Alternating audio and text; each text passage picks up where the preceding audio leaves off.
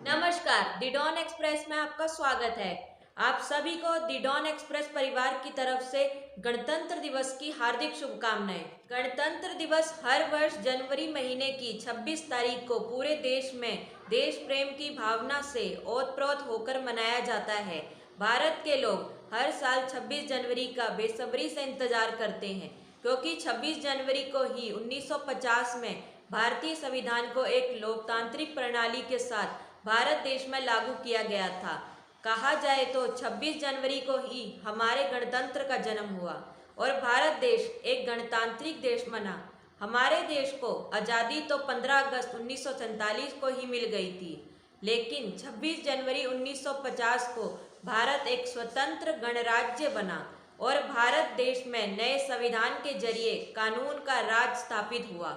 ये दिन उन स्वतंत्रता संग्राम सेनानियों को भी याद करने का दिन है, जिन्होंने अंग्रेजों से भारत को आज़ादी दिलाने के लिए वीरतापूर्ण संघर्ष किया। आज के दिन ही भारत ने विश्व के सबसे बड़े लोकतंत्र की स्थापना के लिए उपनिवेशवाद पर विजय प्राप्त की।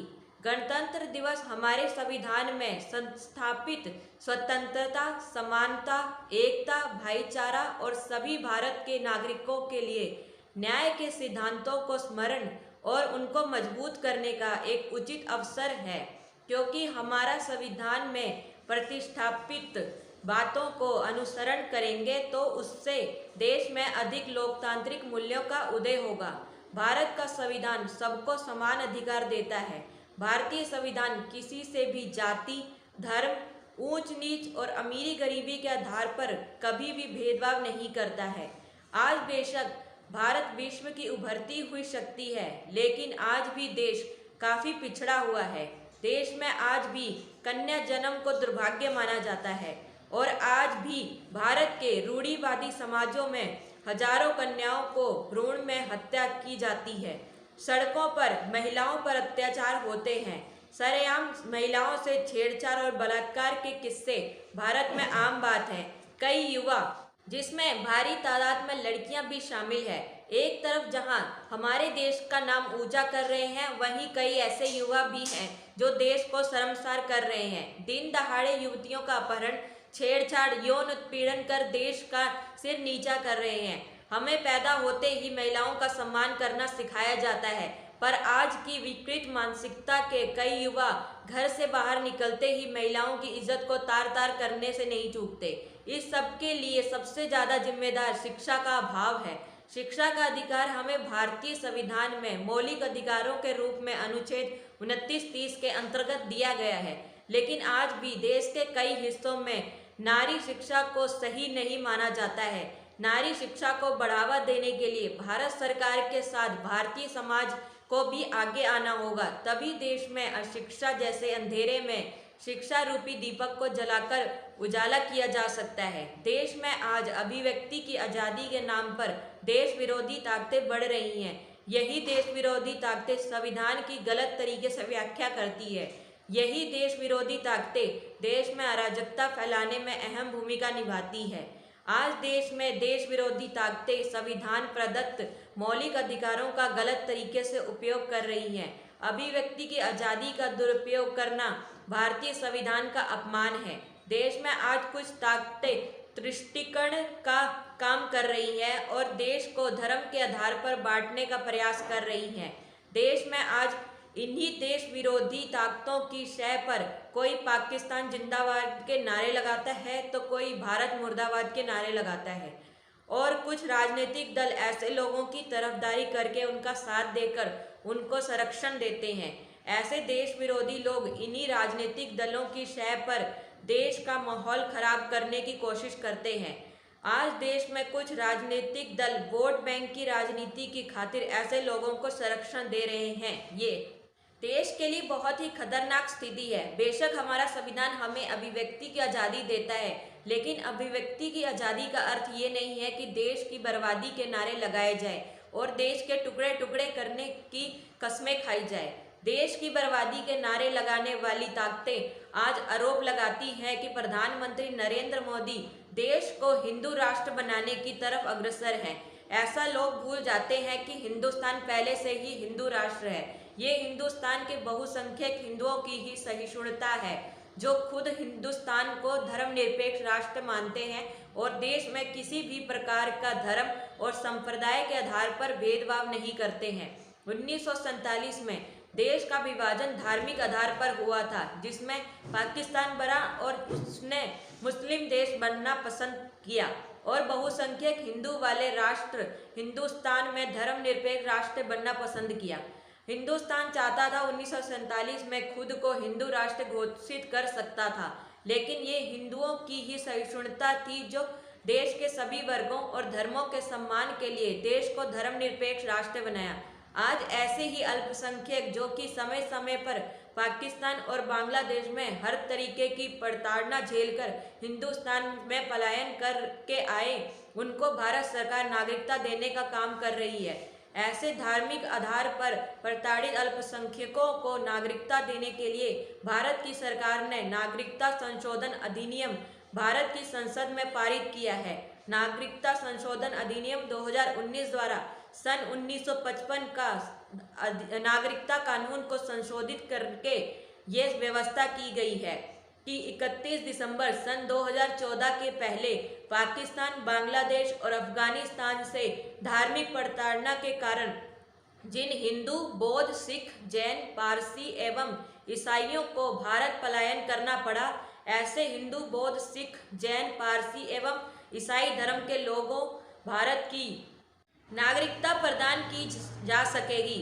नागरिकता कानून में संशोधन करके नागरिकता अधिनियम 2019 बनाकर सरकार की एक बहुत अच्छी पहल है। इसका सभी देशवासियों को स्वागत करना चाहिए और जो लोग भारत विरोधी ताकतों के बहकावे में आकर नागरिकता अधिनियम 2019 का विरोध कर रहे हैं, ऐसे लोगों को समझ लेना चाहिए कि ये कानून नागरिकता छीनने वाला नहीं बल्कि नागरिकता देने वाला है। लेकिन भारत के मुस्लिम समुदाय में देश विरोधी ताकतों द्वारा ये भ्रम फैलाया जा रहा है कि इस कानून से उसकी नागरिकता चली जाएगी और मुसलमानों के अधिकार छिन जाएंगे। ये सब सच नहीं है। नागरिकता अधिनियम आने के बाद देश विरोधी ताकतों और कुछ राजनीतिक दलों ने वोट बैंक की खातिर लोगों में काफ़ी भ्रम फैलाया है, जिससे देश में काफ़ी जगह अराजकता फैलने देखने को मिली और काफ़ी जगह दंगे जैसी स्थिति देखने मिली।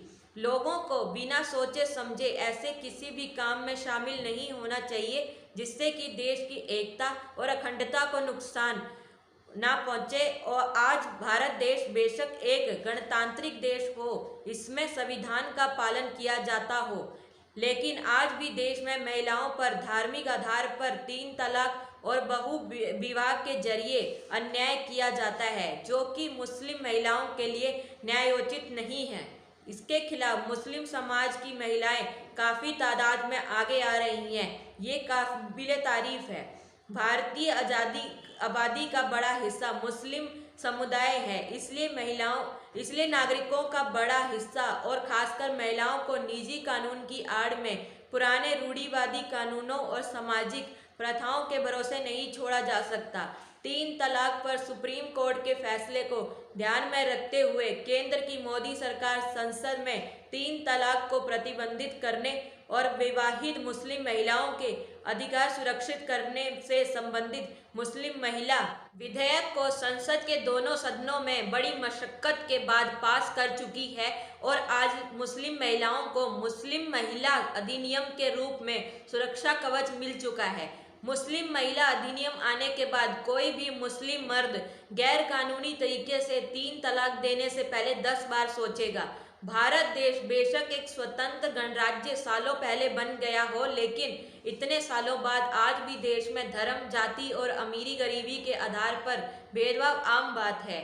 लोग आज भी जाति के आधार पर ऊंच नीच की भावना रखते हैं। भारत में संविधान लागू हुए बेशक 72 साल के करीब होने आए, लेकिन अब भी भारत देश में बाल अधिकारों का हनन हो रहा है। छोटे छोटे बच्चे स्कूल जाने की उम्र में काम करते दिख जाते हैं। आज बाल मजदूरी समाज पर कलंक है। इसके खात्मे के लिए सरकारों और समाज को मिलकर काम करना होगा। साथ ही साथ बाल मजदूरी पर पूर्णतः रोक लगनी चाहिए। बच्चों के उत्थान और उनके अधिकारों के लिए उनके योजनाओं का प्रारंभ किया जाना चाहिए, जिससे बच्चों के जीवन पर सकारात्मक प्रभाव दिखे। और शिक्षा का अधिकार भी सभी बच्चों के लिए अनिवार्य कर दिया जाना चाहिए। गरीबी दूर करने वाले सभी व्यवहारिक उपाय उपयोग में लाए जाने चाहिए।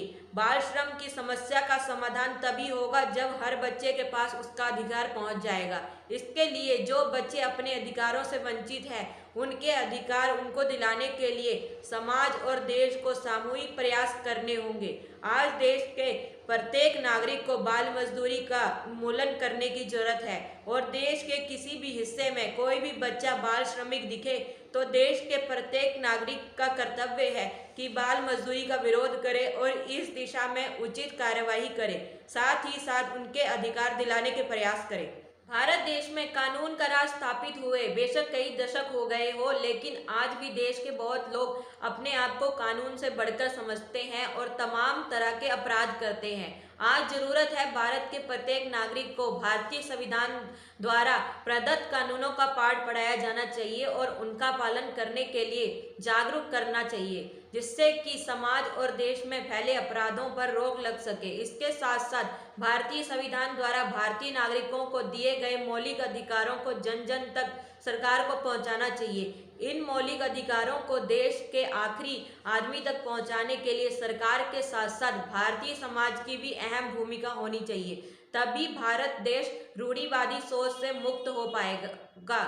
गणतंत्र दिवस प्रसन्नता का दिवस है। इस दिन सभी भारतीय नागरिकों को मिलकर अपने लोकतंत्र की उपलब्धियों का उत्साह मनाना चाहिए और एक शांतिपूर्ण, सौहार्दपूर्ण एवं प्रगतिशील भारत के निर्माण में स्वयं को समर्पित करने का संकल्प लेना चाहिए, क्योंकि भारत देश सदियों से अपने त्याग, बलिदान, भक्ति, शिष्टाचार, शीलता, उदारता, ईमानदारी और श्रमशीलता के लिए जाना जाता है।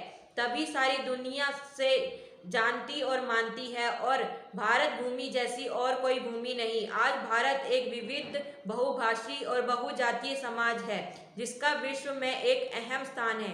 आज का दिन अपने वीर जवानों को भी नमन करने का दिन है, जो कि हर तरह के हालातों में सीमा पर रहकर सभी भारतीय नागरिकों को सुरक्षित महसूस कराते हैं। साथ साथ उन स्वतंत्रता संग्राम सेनानियों को याद करने का भी दिन है, जिन्होंने हमारे देश को आज़ाद कराने में अहम भूमिका निभाई।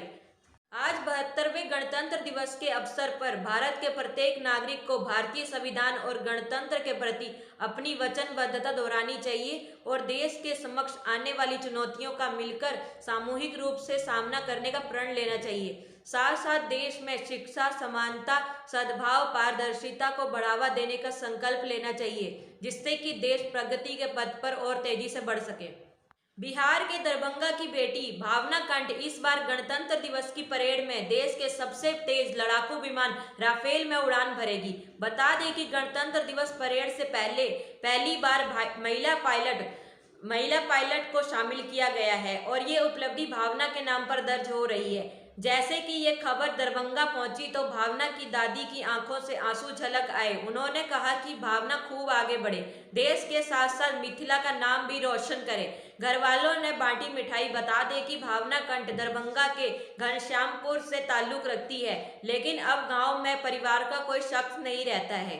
दरअसल भावना के परिजन अब दरभंगा में रहते हैं। जब भावना की दादी और चाची को 26 जनवरी की परेड में उनकी बेटी के शामिल होने की जानकारी मिली तो खुशी से उनकी आंखें छलछला गई। इस दौरान उन्होंने पूरे मोहल्ले में मिठाई भी बांटी। परिजनों ने कही ये बात। भावना की दादी बालेश्वरी देवी ने कहा कि मेरी बेटी दिल्ली में प्रधानमंत्री के सामने 26 जनवरी की परेड में शामिल होगी और लड़ाकू जहाज उड़ाएगी। बढ़ते हैं अगली खबर की तरफ। इलेक्ट्रॉयल फोटो पहचान पत्र कार्यक्रम आज 25 जनवरी को आधिकारिक रूप से लॉन्च किया। इसके बाद मतदाताओं को चुनाव आयोग की वेबसाइट से अपने वोटर कार्ड की सॉफ्ट कॉपी डाउनलोड करने की अनुमति होगी। Aadhaar card, PAN card, driving licence जैसे अन्य पहचान प्रमाण पहले से ही डिजिटल फॉर्मेट में मौजूद है। ये पहली बार होगा जब सरकार डिजिटल फॉर्मेट में मतदाता पहचान पत्र जारी करेगी। आज 25 जनवरी राष्ट्रीय मतदाता दिवस है। इस दिन इस कार्यक्रम को लॉन्च किया जाएगा। इलेक्ट्रॉनिक इलेक्टोरल फोटो पहचान पत्र को 5 राज्यों में होने वाले विधानसभा चुनाव से पहले लॉन्च किया जा रहा है। पश्चिमी बंगाल, असम, केरल, तमिलनाडु और पुडुचेरी में विधानसभा चुनाव आने वाले हैं। अब सवाल ये है कि क्या सभी पंजीकृत मतदाताओं को डिजिटल पहचान पत्र मिल सकता है और डिजिटल पहचान पत्र से ही पोलिंग बूथ पर मतदान हो सकेगा। पहले चरण में 25 से 31 जनवरी के बीच सिर्फ नए मतदाताओं को ही डिजिटल प्रमाण पत्र मिलेगा। जिन लोगों ने मतदाता कार्ड के लिए आवेदन किया है और चुनाव आयोग के साथ अपने मोबाइल नंबर पंजीकृत किए हैं, वह अपने digital voter I card download कर सकेंगे। जिन लोगों के फोन नंबर चुनाव आयोग से जुड़े हैं, वो सभी मतदाता 1 फरवरी से अपने पहचान पत्र की डिजिटल कॉपियां डाउनलोड कर सकेंगे। जिन मतदाताओं के फोन नंबर चुनाव आयोग में रजिस्टर्ड नहीं है, उन्हें अपनी जानकारी चुनाव आयोग के साथ सत्यापित करनी होगी। डाउनलोड सुविधा का लाभ उठाने के लिए अपना मोबाइल नंबर लिंक कराना होगा। बढ़ते हैं अगली खबर की तरफ। अमेजॉन और फ्लिपकार्ट अपने अपने प्लेटफॉर्म पर रिपब्लिक डे सेल की मेजबानी कर रहे हैं और भारत में लोकप्रिय मोबाइल फोन पर अच्छी छूट दे रहे हैं। अब हमने अमेजॉन और फ्लिपकार्ट पर चल रहे रिपब्लिक डे सेल के दौरान उपलब्ध सबसे अच्छे स्मार्टफोन सौदों को चुना है। सूची में iPhone 12 mini, OnePlus 8T, iPhone 11, Poco X3 और अन्य डिवाइस शामिल है। आईफोन 12 मिनी को 60,000 रुपये से कम में खरीदा जा सकता है, क्योंकि अमेजॉन वर्तमान में SBI क्रेडिट कार्ड पर 4500 रुपये तक की छूट और 12,400 रुपये तक का एक्सचेंज ऑफर दे रहा है। आईफोन 12 मिनी 64,490 रुपये की रियायती मूल्य पर साइट पर सूचीबद्ध है। इसे मूल रूप से भारत में 67,900 रुपये में लॉन्च किया गया था। ध्यान दें कि आपको डिवाइस के साथ चार्जर और केवल एक लाइटनिंग टू USB-C केबल नहीं मिलता है, तो आपको एडाप्टर खरीदने की भी आवश्यकता होगी। अमेजॉन 1,999 रुपये में एडाप्टर दे रहा है। पुराने आईफोन 11 वर्तमान में 48,999 रुपये में उपलब्ध हैं। फ्लिपकार्ट अपने पुराने डिवाइस के एक्सचेंज पर 16,500 रुपये तक की छूट दे रहा है, जबकि अमेजॉन 12,499 रुपये का एक्सचेंज ऑफर दे रहा है। फ्लिपकार्ट HDFC क्रेडिट कार्ड का उपयोग कर भुगतान करने वालों को 1,000 रुपये का अतिरिक्त ऑफर दे रहा है। पुराने आईफोन 11 में रुचि रखने वालों के लिए एक उत्कृष्ट कैमरा है। बढ़ते हैं अगली खबर की तरफ। 72वें गणतंत्र दिवस को खास बनाने के लिए नेटफ्लिक्स ने खास बंदोबस्त किए हैं। इस प्लेटफॉर्म पर जो फिल्में दिखाई जा रही हैं, उनमें खास है गुंजन सक्सेना दी कारगिल गर्ल। ये film flight lieutenant Gunjan Saxena की सच्ची कहानी से प्रेरित है। ये भारत की पहली महिला लड़ाकू पायलट की कहानी है, जिसने कारगिल 1999 युद्ध में अपना साहस दिखाया था। इसके अलावा ऋतिक रोशन की लक्ष्य, पोखरण परमाणु टेस्ट पर बनी परमाणु, आमिर खान की दंगल, हॉकी खिलाड़ी संदीप सिंह पर बनी सूरमा के साथ ही अयारी रंग दे बसंती और मैरी कॉम भी नेटफ्लिक्स पर देखी जा सकती है। देशभक्ति की फिल्मों क्रांति 1981, शहीद 1965, उपकार 1967, बॉर्डर 1997, चक दे इंडिया 2007, लक्ष्य 1999, मंगल पांडे दी राइजिंग 2005, भाग मिल्खा भाग 2013, रंग दे बसंती 2006 देखी जा सकती है। आभार ब्रह्मानंद Rajput ji, daily Hunt, daily home. धन्यवाद दी डॉन एक्सप्रेस।